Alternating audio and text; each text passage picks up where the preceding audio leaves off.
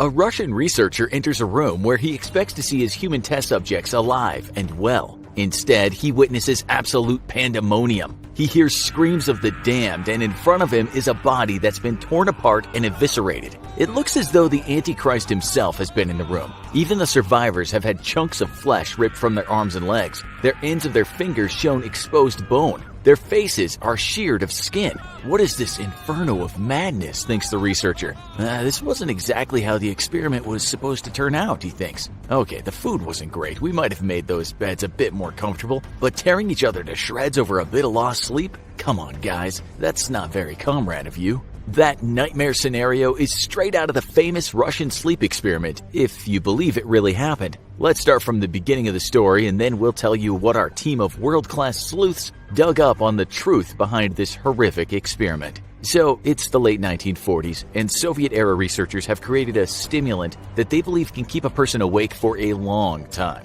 which is handy when you're fighting a war. In the Second World War, the Germans had their version of such a stimulant, which was a formidable methamphetamine called Pervitin. The Americans and the British would dose their troops with the amphetamine Benzedrine, which was similar to your garden variety speed. The Soviets are looking to up the ante and use their own version of a drug, which won't lead to a total wipeout after a 3-day-long binge. They've made something special, but they need to test it on humans first. It's not hard to find test subjects since prisoners of war were aplenty in the 1940s. And where prisoners were concerned, bypassing ethical considerations wasn't such a big deal. They set up a test area where 5 subjects will stay. It's a sealed environment into which the researchers can release the stimulant in gas form and check if the levels of oxygen are okay. The subjects have been given dried food, each a bed with no bedding, running water, and a toilet. The researchers listen to the subjects through a microphone, and there are cameras through which they can monitor the subjects. The only portholes to the outside are 5-inch thick glass windows, which are barely good enough to see a shadow from. The scene is set, and the 5 men seem in good spirits for the first 3 days. The gas is doing its job, and the researchers are pleased about that. One researcher tells another, "Nazi meth, what a joke. Just wait until the world sees what we've cooked up. Comrade Stalin will be most pleased." The subjects have agreed to try and stay awake for 30 days, and have been falsely informed that if they can make the 30 days, they'll get their freedom. Such a deal seems fair to them. Things turn slightly dark around the 4-day mark, when the subjects start discussing war and the horrors they've seen. They speak of traumas, continual nightmares, other ghastly things they witnessed. Day 5, and things get worse. The men start showing signs of psychosis, talking to themselves and things that are not there. They grow paranoid of each other and start whispering into those microphones, telling stories about the other subjects. The researchers, of course, know all about sleep deprivation. After 5 days, the mind can turn on a person. Hallucinations can seem real and horrifying. But they wondered, was it the loss of sleep or the gas itself? Suspicions about the gas effects were more solid at day 9, when one guy just started screaming, howling like a banshee and running up and down the room. He screamed so much he seemed to tear his vocal cords, because after a few hours he squeaked like a children's toy. A few more days passed and there was an eerie silence. The men could not be seen from the cameras. They were alive for sure since the oxygen levels indicated 5 breathing men, but where were they? The researchers hadn't wanted to interrupt the study, but they felt that they had no choice, and so said into an intercom, "We're opening the chamber to test the microphones. Step away from the door and lie flat on the floor or you will be shot. Compliance will earn one of you immediate freedom." They heard one voice respond. It said, "We no longer want to be freed." What was this? Had they been getting ripped on that gas and were now addicted? The researchers said there's nothing we can do but open the door. They opened the vents and let fresh air displace the residual stimulant. What the researchers heard next was the men screaming again, pleading for more of that damn fine gas. WTF, thought one of the Russians. Those guys are seriously hooked. They opened the doors on day 15, and to their surprise saw one man was dead. You know what the scene looked like because we laid that out for you in the intro, but we didn't tell you what happened shortly after the gruesome discovery of the half-eaten man and the wounded survivors. On closer inspection, the researchers saw that the wounds on the men were very bad. They looked as if they might have been self-inflicted too. They had torn the skin and muscles from their own chests, which revealed the horrific sight of the men's lungs. Each man, it had seemed, had performed this macabre surgery on himself. Blood vessels that were still working had been removed. Other internal organs were seen laid out on the floor like a piece of art, and the men were going to eat those morsels. They were dining on their own bodies and doing it with enthusiasm. The researchers called for backup, not daring to go near those poor wretches. They closed the door to howls of the men pleading for the gas to come back. When soldiers arrived to help remove the subjects, the extrication process wasn't exactly fun. One of the subjects ripped a man's throat right out, while another soldier had his balls removed. 5 soldiers lost their lives in total, but some of the victims took their own lives after the event. Once the subjects were out, the doctors injected enough morphine into them to sedate a Canadian moose. But the men still fought like wild beasts. One subject bled out and his heart stopped beating, but he still carried on screaming, "Give me gas! I need gas!" A doctor had some bones broken during that grim spectacle. The 3 others were eventually sedated and strapped and moved to a secure facility. The researchers talked to each other, saying things like, "That wasn't meant to happen, was it?" They hated to admit it, but maybe the Nazis, the Brits, and the Americans had done the right thing in just plying their troops with top-notch crank. The surgeons got to work on putting the missing organs and bits of viscera back into one man, but this guy almost broke through his restraints. When the docs finally got the anesthetic into him, the man's heart stopped and he died right on the spot. The autopsy showed he had broken 9 bones and his muscles were torn all over his body. When they tried to fix up the next man, they decided 2 deaths were enough and didn't use an anesthetic. They patched him up nice, sewing his ruptured organs and laying skin grafts on him. The head surgeon said this man should not be alive after what he's gone through, but he admired his own work. A nurse commented that during the surgery the beast had been smiling at her. She did wonder how male carnal instincts can remain functioning during the worst times. Maybe with death comes the need to create something new, she philosophized, but quickly shook herself out of her reverie. The man suddenly started making a wheezing sound as if he wanted to say something. The nurse, quick to catch on, handed him a pen and a pad below it. The man wrote, "Keep cutting."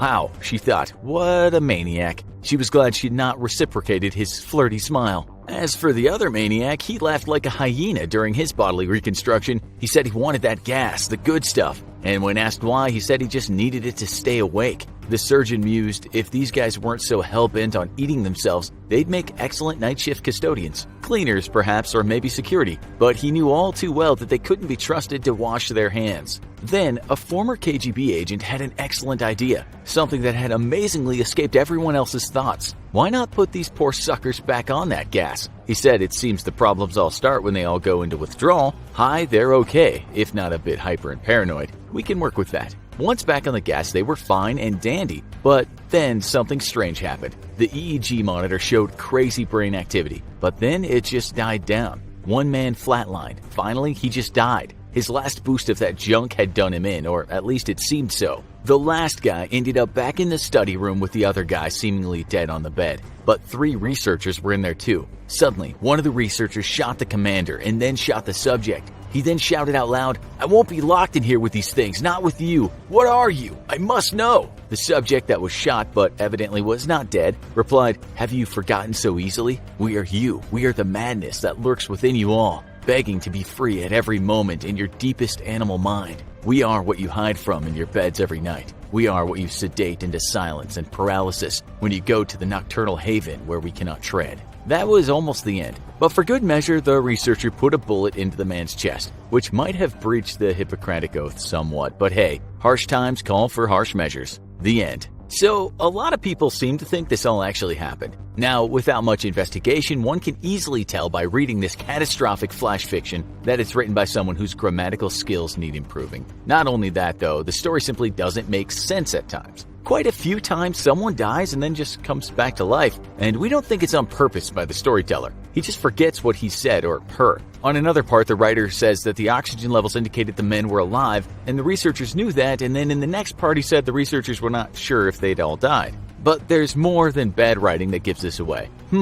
Where do we start? Well, we might not need to tell you that you cannot rip out vital organs and lay them on the floor like a bunch of textbooks. That's pure fiction. Those men would have died from blood loss or shock. Remember that they were discovered like this and left for some time before the soldiers came. Okay, you say, but that was the gas working. This was a secret experiment that went wrong. High on that wicked drug, maybe men could routinely come back from the dead and rip out their own organs and even do a bit of flirting when the mood took them. how do we know that it isn't true? Well, there is the matter of recorded history and plausible science. No gas has ever been discovered that can keep a person awake for 15 days. Never mind turn that person into a self-loathing zombie. There is no history of the experiment anywhere but on a website that's known for its scary, fictional, I'll say it again, fictional tales. It would be astounding if one author alone, writing badly from his or her bedroom, had access to more secret information than the CIA and the British Secret Services. As we said in the story, and we embellished this part ourselves,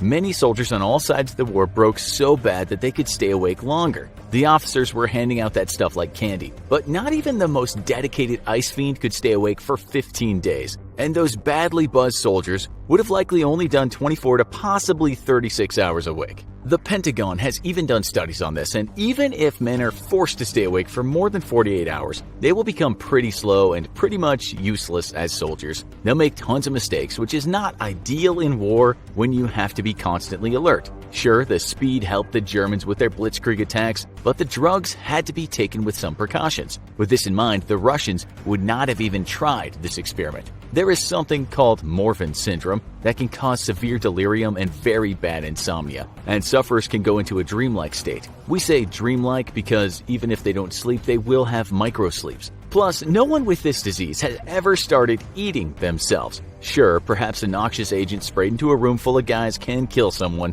but it's very unlikely it could turn them into gas-addicted zombies. There's nothing in scientific literature that supports anything in this experiment. There's another thing that can cause massive sleep loss, and that's called fatal familial insomnia. But that's passed down through genes and isn't caused by environmental agents. And again, it doesn't and it will never make someone just want to rip out their own organs and eat them. There's just nothing that exists in this world that aligns with the story, and if it did, we would expect it to have appeared in medical journals before it became an internet meme. Then again, many of you have been asking in the comments how we managed to put out so many episodes per day. Maybe the entire staff of the infographic show are crank-addicted zombies with an undying lust for human flesh after all. Of course, that's preposterous. But isn't that exactly what a team of crank-addicted zombies with an undying lust for human flesh would want you to think? The Russian sleep experiment isn't a bad story, but it could have been better. Sleep deprivation is actually a torture that has been used by militaries, and that itself can drive a person half crazy. Still, in this story, when you add the addictive gas and the organ rug and the reanimation, it just isn't believable.